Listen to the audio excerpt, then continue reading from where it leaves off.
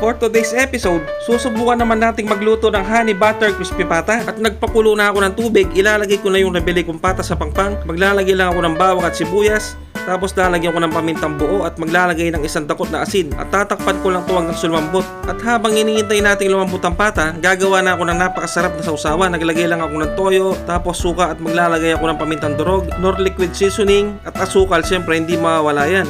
Naglagay din ako ng sibuyas at siyempre maglalagay din ako ng pula at berdeng sili para may sipa. Subukan yung gawin ng sausawan na ito mga kasolid, sobrang napakasarap. Pagkalipas ng ilang minutong pagpapalambot sa pata, magsisimula na ako magprito. Ilalagay ko lang ito habang hindi pa mainit ang mantika para maiwasan natin ang pagtilamsik nito mga kasolid. At ang purpose ko pala sa paglagay ng daon ng saging para hindi siya agad masunog mga kasolid. Yan, pwede na siguro to. Iseset aside ko muna tapos palalamigin bago natin ise-second fry. At gagawa muna ako ng honey butter. Naglagay lang ako ng butter tapos naglagay ako ng honey bago tuluyang malusaw ang butter. At sigurado hanggang ngayon nanonood ka pa, pag-comment naman kung tagasan ka para malaman ko kung saan nakarating ang bidyong to. Maraming salamat. Yan, pwede na siguro to. Ise-set aside ko muna at malamig na rin yung pata, ise-second fry ko na sa mainit na mantika. Pag pala magse-second fry kayo mga solid, wag nyo nang iiwan dahil sobrang napakabilis lang maluto nito at napakalutong na ng itsura. At eto na yung ginawa kong honey butter kanina, ibubuwas ko lang dito sa pata. Yun no, sobrang napakasarap ng recipe na to dahil ito ang tinatawag nilang flavored crispy pata. Yun, maglalagay na rin ako ng maraming bawang. At syempre, ano pang iniintay natin, titiray na natin to. Grabe, sa itsura pa lang nakakatakam na mga kasolid oh. At syempre, sound test tayo. Yun no, at tululaway na naman ako habang nag-edit. At paki-comment na rin sana kung ano ang ulam nyo ngayon para alam ko ang iluluto ko next vlog. Kain po tayo mga kasolid.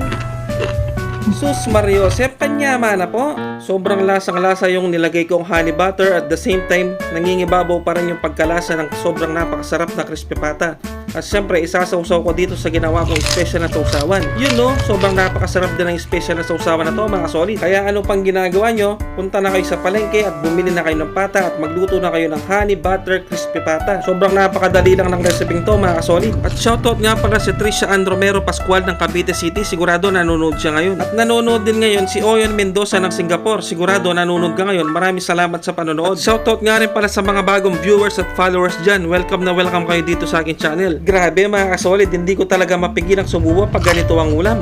Talagang napakalinamnam ng pata. At hindi ko napigilan, kinuha ko ng buo yung pata at sinubo ko na mga kasolid. Sobrang napakalambot, napakalutong. Para sa akin, ito na ang perfect crispy pata na naluto ko. At dagdag pampalasa pa yung nilagay kong honey butter. Siyempre, si Boy Sipat na naman ang titira. Yun o, sarap na sarap din si Boy Sipat. Anong masasabi mo Boy Sipat? Yun, okay daw kay Boy Sipat at tuloy-tuloy din ang subo ni Boy Sipat oh. At siyempre, maraming salamat din sa mga walang sawang sumusubaybay at sumusuporta sa aking channel. At meron nga rin palang bisita si Boy Sipat, titikman din daw ang niluto naming pata, yun no? Siguro hanggang dito na lang muna ang episode na to, off cam na lang namin titirahin to. Sobrang na-appreciate po namin kayong lahat, basta Kapampangan, manyaman!